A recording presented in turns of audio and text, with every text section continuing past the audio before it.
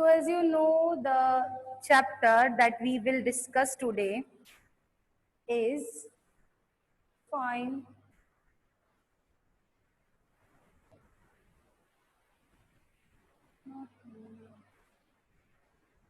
एक सेकेंड.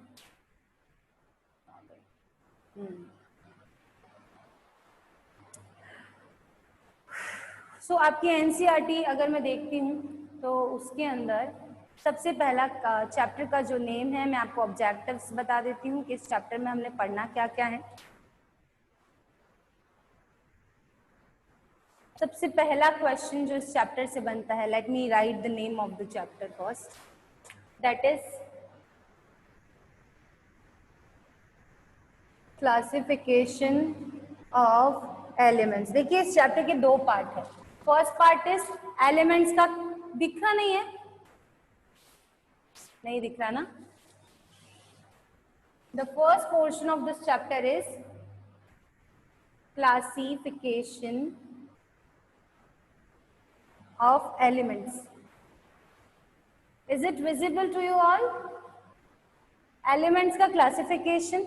और उसके बाद जो सेकेंड पोर्शन है that is periodicity in properties. आपको पता है what is the meaning of periodicity? Periodicity का मतलब होता है एक पीरियड के बाद, जैसे एक पीरियड के बाद प्रॉपर्टीज का रिपीट होना इज कॉल्ड एज पीरियोडिसिटी. हमने ना पीरियोडिक टेबल पढ़ा था. What is the meaning of that periodic table? ऐसा ही कुछ दिखता है आपका पीरियोडिक टेबल. यहाँ पे एलिमेंट्स हैं, ग्रुप्स हैं, ठीक है. ये आपका पीरियोडिक टेबल है इस तरह से. तो इस पीरियोडिक टेबल में आप ये देखते हो कि सेम ग्रुप में, मतलब जो एलिमेंट, मान लीजिए ए एलिमेंट यहाँ है, यहाँ बी एलिमेंट है, तो एक फिक्स पीरियड के बाद, यानी एक से दूसरे पीरियड में जाने पर जो एलिमेंट्स एक ही ग्रुप में प्रेजेंट है उसकी प्रॉपर्टीज क्या होती है? सेम होती है. और इसी को हम कहते हैं पीरियोडिसिटी. तो इस चैप्टर में हमें पढ़ना है कि कौन कौन सी प्रॉपर्टी पीरियड के बाद कैसे चेंज होती है, डिक्रीज होती है, इंक्रीज होती है. डिक्रीज होती है तो क्यों डिक्रीज होती है, इंक्रीज होती है तो क्यों इंक्रीज होती है. Got it? समझ आया? यस और नो? चैप्टर पढ़ा है? अच्छा मुझे इतना बताइए, चैप्टर क्लास 10th में पढ़ा था आप लोगों ने? Yes ma'am, got it. मुझे टेल मी, ये चैप्टर हमने क्लास 10th में पढ़ा था. Chapter 5 chemistry, that is periodic classification. Periodic क्या नाम था चैप्टर का? पता नहीं, भूल गई मैं. ऐसा ही कुछ था ना? ठीक है, better. Bhumika Aada, she is new. तो why first question from this chapter जो आता है वो आता है कि why do we need to classify elements. हमें एलिमेंट्स को क्लासीफाई करने की जरूरत क्यों है? देखिए मैं लाइन टू लाइन नहीं पढ़ूंगी. अगर लाइन टू लाइन पढ़ूंगी तो बहुत बोर हो जाएंगे, और ये सब चीजें तो हम पढ़ चुके हैं ना. कि देखिए अभी हमारे अर्थ पर टोटल 119 एलिमेंट्स हमने डिस्कवर कर लिए. अब इतने एलिमेंट्स जब हम डिस्कवर कर चुके हैं तो मान लीजिए एक क्लास में 4 बच्चे हैं, उन चारों बच्चों को पहचानना मेरे लिए आसान होगा. पहले कल तक आप 9 स्टूडेंट्स पार्टिसिपेंट्स यहाँ पर ज्वाइन हो रहे थे, तो मुझे पता था ठीक है केजल आती है, हिमांशी आती है ना, और गोवर्धन है, सेजल है, बस मुझे इतना नाम पता था. पर जैसे जैसे पार्टिसिपेंट्स बढ़ते जा रहे हैं, I will be unable to recall your names. मेरे को क्या होगा? मुश्किल. वैसे भी मुझे नाम याद रखने में मुश्किल है, मुझे नाम याद नहीं रहते. और अगर ज्यादा बच्चे होंगे तो इम्पॉसिबल. आप अगर मुझे कहीं रास्ते में मिल जाएंगे, मान लीजिए आपका नाम ही ना रखा गया हो, है ना, केवल आपका ये हो 11th स्टैंडर्ड के स्टूडेंट्स, तो अब मैं आपको अगर मार्केट में मिलती हूँ या मैं देखती हूँ तो I will not be able कि मैं आपको रिकॉल कर पाऊँ, क्योंकि आपको रिकॉल करने के लिए एक पर्टिकुलर नेम की जरूरत है, और एक नेम की भी जरूरत है. और कुछ स्टूडेंट्स को हम ऐसे भी याद रखते हैं कि she is a good student, she is well disciplined, she is not well disciplined, she is good in studies. तो this is the classification. And why we have classified you all?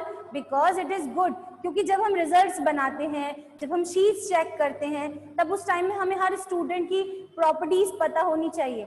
तो हमने जो क्लासिफिकेशन किया है वो इसलिए किया है ताकि आपकी स्टडीज जो है, आपको हमको स्टडी कर पाना क्या हो जाए? आसान हो जाए. आपकी चीजें, आपकी प्रॉपर्टीज हमें याद रहे. तो सेम विद द एलिमेंट्स है कि एलिमेंट्स के साथ में क्या है कि इतने सारे एलिमेंट्स है, 119 ओवर एलिमेंट्स हैं, उनकी प्रॉपर्टीज को रिमाइंड करने के लिए, रिकॉल करने के लिए, इतने सारे एलिमेंट्स जो दिखने में बहुत सारे रिजेम्बलेंस हैं उनके बीच में, उन्हें हम कंफ्यूज हो जाएंगे। तो हमारे कंफ्यूजन को दूर करने के लिए हमने क्या किया है, प्रॉपर्टीज को, एलिमेंट्स को क्लासिफाई कर लिया है। ठीक है, 1 मिनट आप लोगों के 2 सेकेंड बस। Hello, register register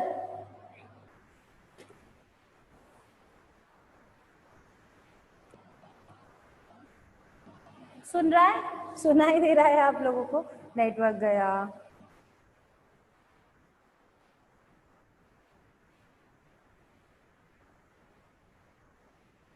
hello, is it all clear? आवाज सुनाई दे रही है?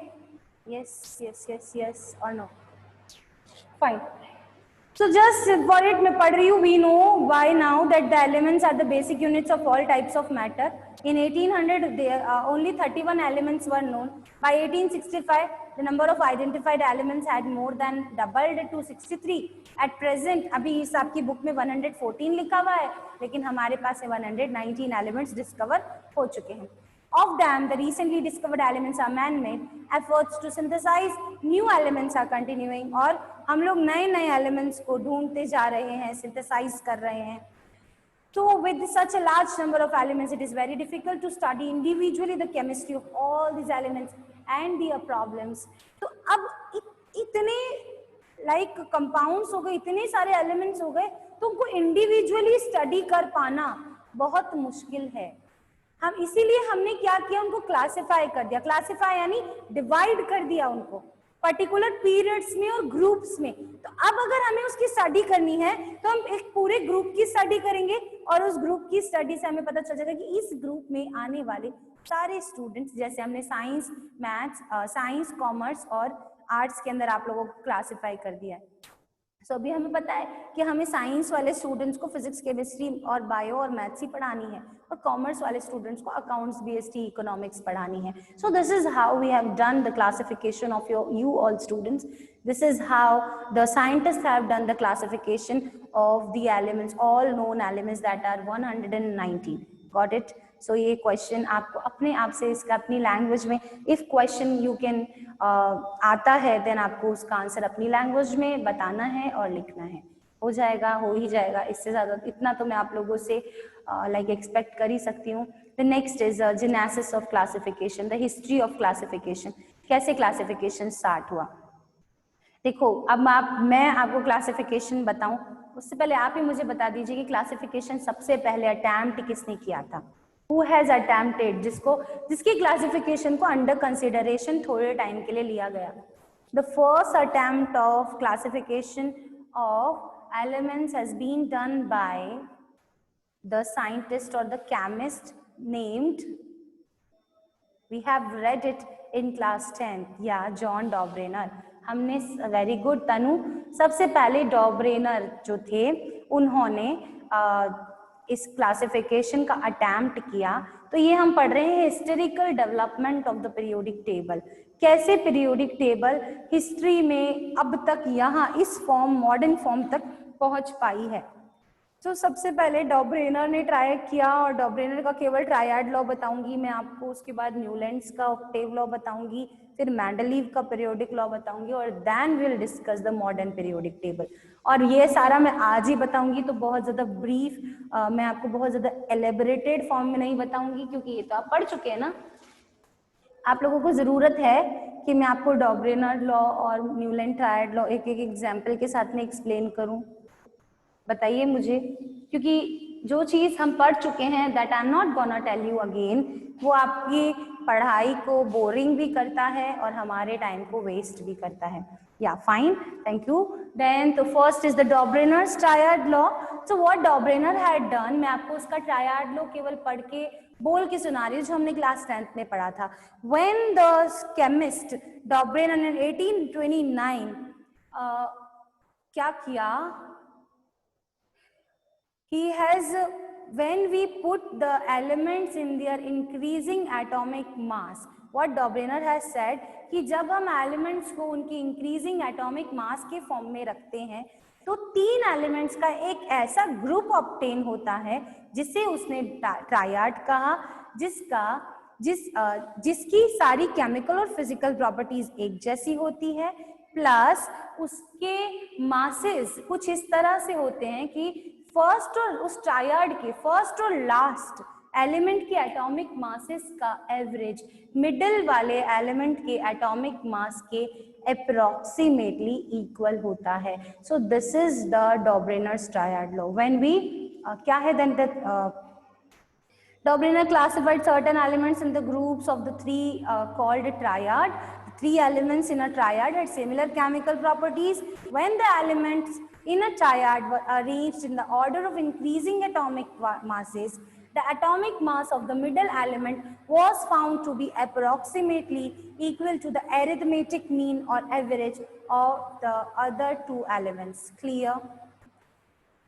यही था डॉबरेनर का ट्रायड लॉ कि जब हम एलिमेंट्स, उसने सबसे पहले क्या किया, 3 एलिमेंट्स का ग्रुप बना लिया और इस तरह से ग्रुप बनाया कि उनकी केमिकल प्रॉपर्टीज सेम है, और जब उन ग्रुप के एलिमेंट्स को उसने इंक्रीजिंग एटॉमिक मास के फॉर्म में रखा तो बीच वाले एलिमेंट का जो एटॉमिक मास था वो इक्वल आया अप्रोक्सीमेटली दोनों लास्ट और कॉर्नर, दोनों कॉर्नर वाले एलिमेंट्स के एटॉमिक मास के अरिथमेटिक मीन से.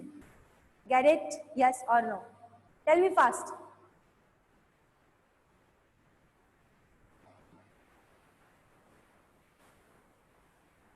यस. अब इसके बाद में आप इसका एग्जाम्पल पढ़ेंगे. आपको पता है 3 एग्जाम्पल थे, alkali metal, alkaline earth metal और हैलोजन. ये 3 एग्जाम्पल आपको पढ़ने हैं. And what was the drawback? Drawback ये थी कि वो ज्यादा एलिमेंट्स को 20 के बाद में किसी एलिमेंट्स को 3 से ज्यादा ट्रायड बना ही नहीं पाया. तो ये लॉ अंडर कंसिडरेशन जो लिया गया था फेल हो गया. उसके बाद मिस्टर न्यूलेंस आए और न्यूलेंस ने क्या कहा, जैसे सारे गामा पा धा नी सा होता है, 8 ऑक्टेव्स होते हैं ना म्यूजिक के, इसी तरह से उसने क्या किया, उसने भी 8 ऑक्टेव्स लिए. किसके? एलिमेंट्स को.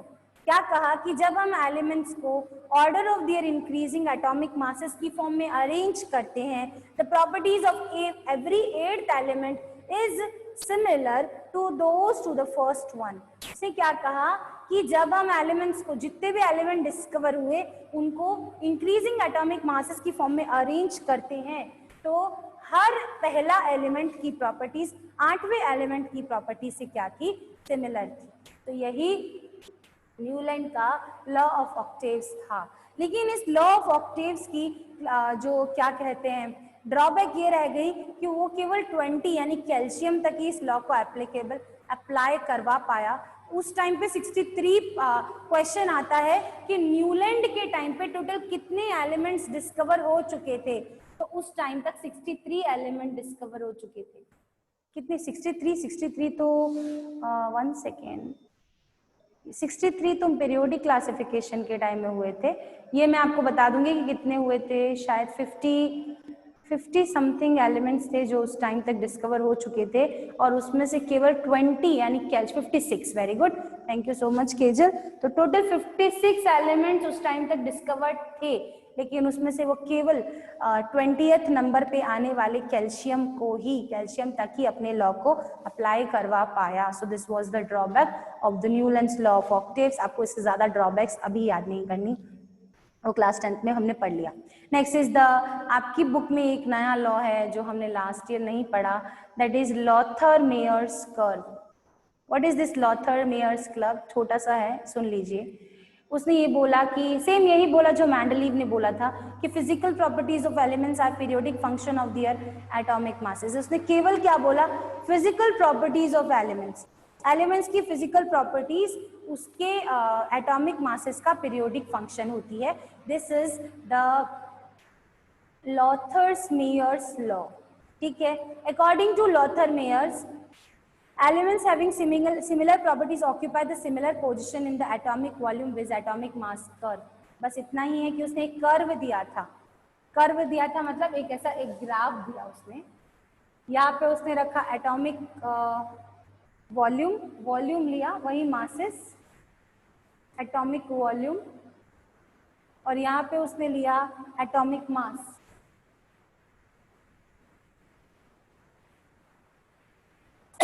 अब अब उसने जो कर्व बनाया कुछ इस तरह का कर्व उसको मिला।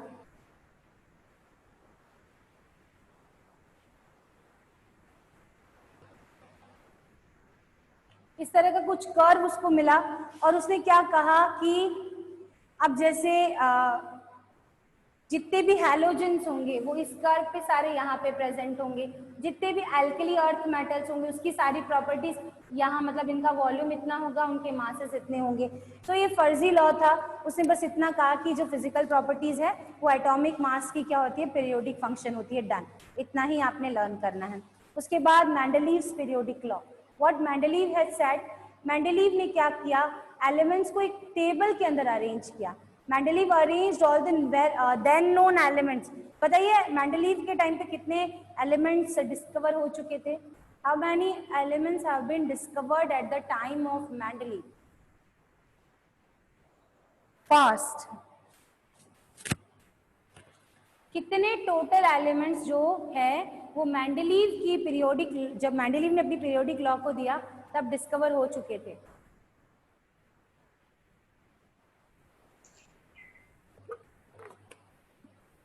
63 बेटा।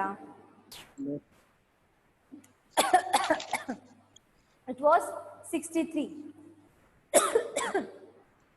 कोई मुझे लिख के बताएगा व्हाट इज द मेंडलीव का periodic law?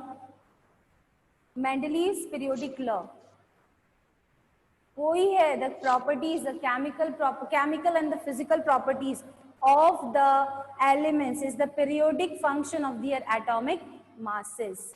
What Mendeleev have done, उसने क्या किया, सारे elements को increasing order of their atomic masses की फॉर्म में अरेंज किया और एक टेबल बनाई। उस टेबल के अंदर कुछ उसने हॉरिजॉन्टल रॉज ली, कुछ वर्टिकल कॉलम्स लिए। जो हॉरिजॉन्टल रॉज थी उसको उसने ग्रुप कह दिया, जो वर्टिकल कॉलम्स थे उसको उसने क्या कह दिया, द हॉरिजॉन्टल रॉ को तो उसने क्या कह दिया, पीरियड, और इनको क्या कह दिया, ग्रुप। ठीक है, सो इस तरह से उसने अपनी एक मेंडलीव पीरियोडिक टेबल दी। लेकिन हुआ क्या, फिर ऐसा क्या हुआ कि मेंडलीव की पीरियोडिक टेबल जो थी वो क्या हो गई, फेल हो गई। वाई? उसने तो कुछ अच्छे अच्छे काम भी किए थे, उसने अपने पीरियोडिक टेबल में गैप्स छोड़े थे बाद में डिस्कवर होने वाले एलिमेंट्स के लिए। सेकंड, ना केवल गैप छोड़े, उसने उनकी प्रॉपर्टीज को भी डिसाइड कर लिया था, एज्यूम कर लिया था। लेकिन उसकी कुछ ड्रॉबैक्स ये रह गए। एक तो उसने हाइड्रोजन को कोई स्पेशल प्लेस असाइन नहीं किया, उसने हाइड्रोजन को और जो उसने बेसिस लिया था एटॉमिक मासेस का इंक्रीजिंग ऑर्डर, पर निकल और क्रोमियम के केस में उसने निकल को क्रोमियम से पहले रख लिया, जबकि निकल का एटॉमिक मास क्रोमियम से ज्यादा होता है। तो निकल क्रोमियम के कहाँ आना चाहिए था, बाद आना चाहिए था, या फिर क्रोमियम निकल के पहले आना चाहिए था, वो आप देख लें आपकी बुक में। सो जो बेसिस उसने लिया it was the increasing order of the atomic masses, लेकिन वो अपने ही डिसाइड किए हुए फैक्टर को फॉलो अप ना कर पाया। तो ये पहला ड्रॉबैक था। सेकंड, उसने हाइड्रोजन को स्पेशल प्लेस असाइन नहीं किया, उसने हाइड्रोजन को एल्कली मेटल्स के साथ रख दिया, जबकि हाइड्रोजन की कोई भी प्रॉपर्टीज एल्कली मेटल्स के साथ मैच नहीं करती। थर्ड ये ड्रॉबैक था कि उसने आइसोटॉप्स को कोई भी स्पेस असाइन नहीं किया, कोई भी प्लेस असाइन नहीं किया, डिस्कस ही नहीं किया, आइसोटॉप्स के बारे में डिस्कस ही नहीं किया, जबकि आइसोटॉप्स तो उसको डिस्कस करने चाहिए थे क्योंकि उसने जो बेसिस लिया था वो एटॉमिक मासेस लिया था। तो अगर वो इंक्रीजिंग एटॉमिक मासेस की फॉर्म में अरेंज कर रहा है तो हमें पता है हाइड्रोजन के 3 आइसोटॉप्स होते हैं, 1H1, 1H2 और 1H3। तो उसको क्या करना चाहिए था, सबसे पहले हाइड्रोजन का पहला वाला आइसोटॉप, फिर सेकंड, फिर थर्ड और फिर हीलियम पे जाना चाहिए था। लेकिन वो हाइड्रोजन के बाद सीधा हीलियम पे चला गया और उसने उसके बारे में कोई एक्सप्लेनेशन भी नहीं दिया। सो ये उसके कुछ ड्रॉबैक्स थे।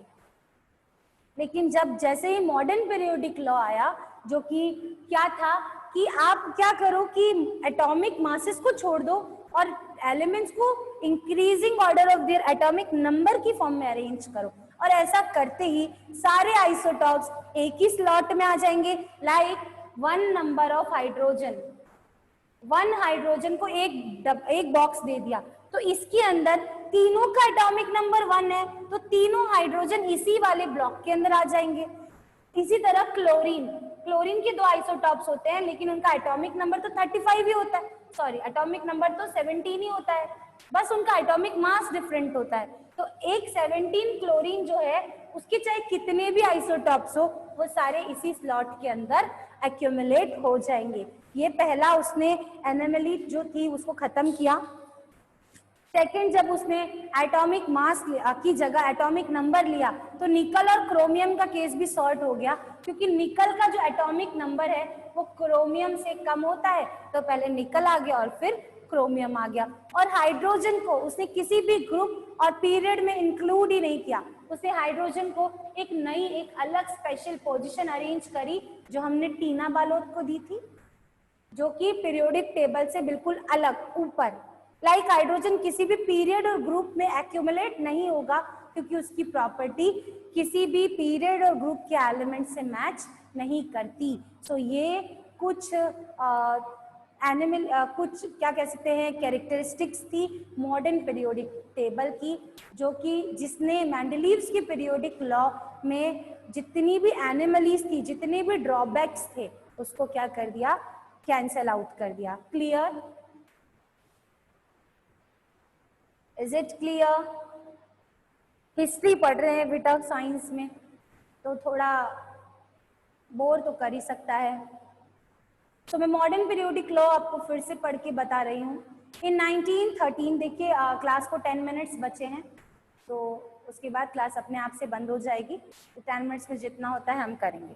Modern periodic law in 1913, Henry Moseley. Modern periodic law किसने दिया? हेनरी मॉसले ने दिया था। The modern periodic law has been given by Henry Moseley. Observes regularities in characteristics, X-ray spectra of the elements. उसने क्या किया? Elements का X-ray spectrum निकाला, X-ray निकाला. A plot of frequency of X-ray against atomic number gave a straight line. तो जब उसने frequency और एटॉमिक नंबर के बीच में ग्राफ बनाया, तो वो ग्राफ उसको कैसा मिला? स्ट्रेट लाइन मिला। वो ग्राफ उसको कैसा मिला? स्ट्रेट लाइन मिला। तो यहीं से उसने क्या किया? अपना लॉ दिया, मेंडलीव पीरियोडिक लॉ तो हो गया। Mendeleev periodic law therefore accordingly modified. और फिर उसने देखा कि ये जो फ्रीक्वेंसी है, जो एलिमेंट्स है, वो अकॉर्डिंग टू उनके एटॉमिक नंबर की फॉर्म में बिहेव कर रहे हैं। तो उसने मेंडलीव के पीरियोडिक लॉ में कुछ चेंजेस किए, केवल एक वर्ड को चेंज किया। मेंडलीव का पीरियोडिक लॉ क्या था? The physical and the chemical properties of the elements are the periodic function of their atomic masses. It was Mendeleev periodic law. और modern periodic law क्या था? Henry Moseley was too clever. उसने कुछ नहीं किया, उसने केवल एक वर्ड को चेंज किया, दैट वाज एटॉमिक मास, और उसकी जगह उसने क्या लिख दिया? Atomic numbers. तो क्या हो जाएगा मॉडर्न पीरियोडिक लॉ? क्वेश्चन आता है, state modern periodic law. The answer will be the physical and the chemical properties of the elements are the periodic function of their atomic numbers. Clear? Yes or no? Yes or no? Yes, very good, thank you. So अब आती है हमारी periodic table.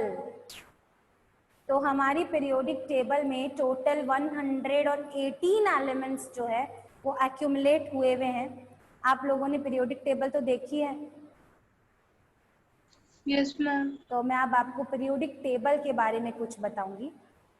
तो हम लोग देखते हैं, 10 minute बचे हैं, जल्दी से। अच्छा, ये चैप्टर बहुत इंटरेस्टिंग है, क्योंकि ये पर्सनली मुझे बहुत पसंद है।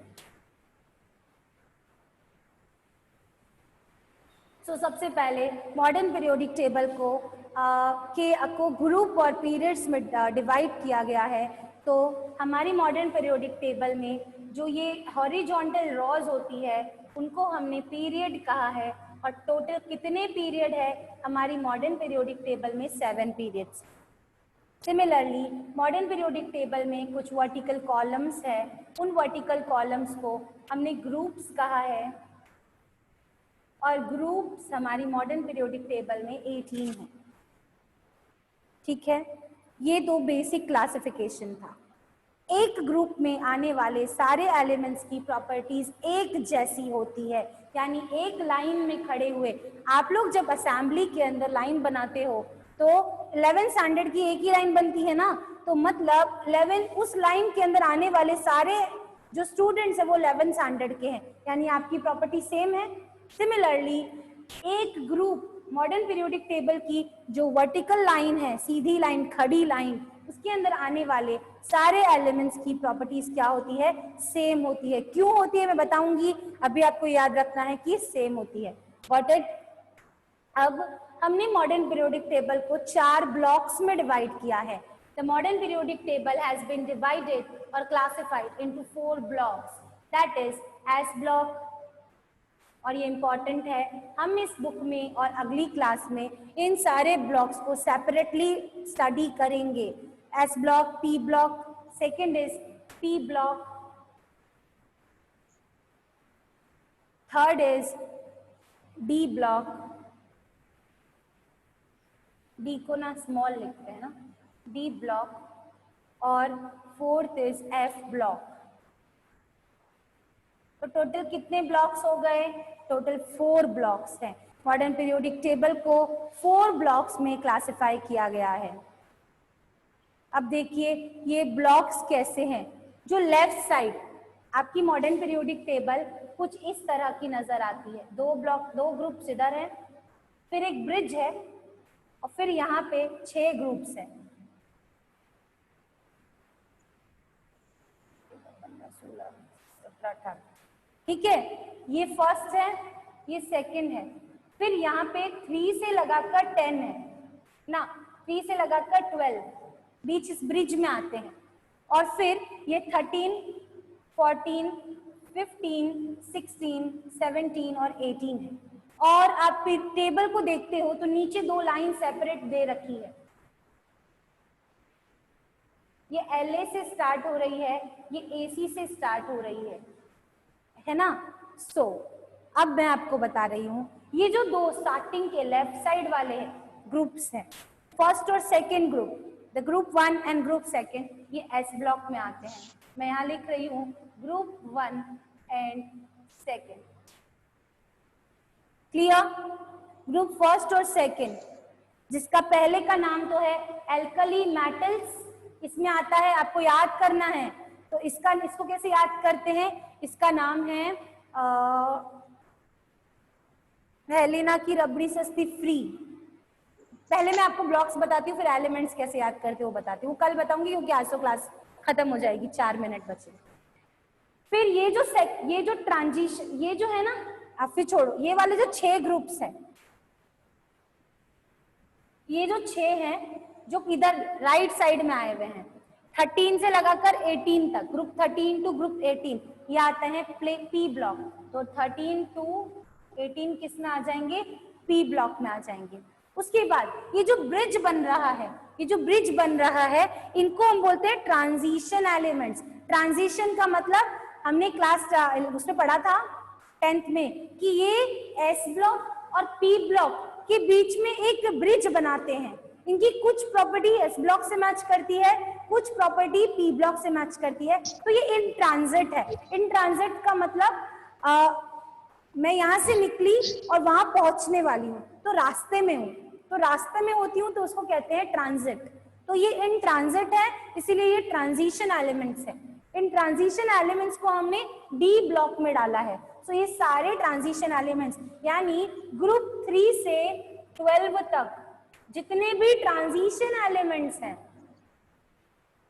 जो इस ब्रिज के अंदर आते हैं, ये है ग्रुप डी ब्लॉक एलिमेंट, और लास्ट बचता है एफ ब्लॉक एलिमेंट। अब देखो ये पीरियोडिक टेबल इतनी तो है ही, लेकिन आप देखो 88 पे 59 से और 91 से, नहीं सॉरी, एक मिनट मुझे चेक करने दो, दैट इज 73, 74, 75, 76, 78, 77, 80, 81, 82, 83, 84, 85, 86, 87, 88, 89, हाँ 57 से 71 आपकी पीरियोडिक टेबल में 57 से 71 और 89 से 103 इनको उठा के नीचे रख दिया। इनको उठा के नीचे इसलिए रखा कि ये टेबल जो है एक पेपर पे आ सके, एक पेज पे आ सके। अगर ऐसा नहीं किया होता तो ये टेबल पूरे कमरे जितनी बड़ी बनती और फिर हम उसको एक पेपर पे हमारी बुक के अंदर नहीं ला पाते। तो उनको हटा के नीचे रख दिया, और क्योंकि उनको ट्रांजिशन एलिमेंट से निकाल के नीचे रखा है इसलिए उन्हें बोलते हैं इनर ट्रांजिशन एलिमेंट्स। उन्हें क्या कहा जाता है, ये नीचे जो दो है इनको बोलते हैं इनर ट्रांजिशन एलिमेंट्स। और ये सारे जो एलिमेंट्स है, जो एक तो La से स्टार्ट हो रहा है इन्हें लैंथेनाइड्स कहते हैं, और एक एक्टिनियम से स्टार्ट हो रहा है इन्हें एक्टिनाइड्स कहते हैं। ये ग्रुप ये F ब्लॉक में आते हैं। किस में आते हैं? F ब्लॉक में आते हैं। मुझे जल्दी बताओ, मेरी क्लास में केवल 1 मिनट बचा है, क्लास खत्म हो जाएगी। यहाँ तक आपको समझ में आया? मैं इसके बाद में कल कैरी फॉरवर्ड करूंगी। टेल मी, ये ब्लॉक्स क्लासिफिकेशन आपको समझ आया अच्छे से? Yes ma'am. Thank you so much. अभी क्लास ओवर हो जाएगी इसके बाद में, तो आपने यहाँ तक रिवाइज करना है।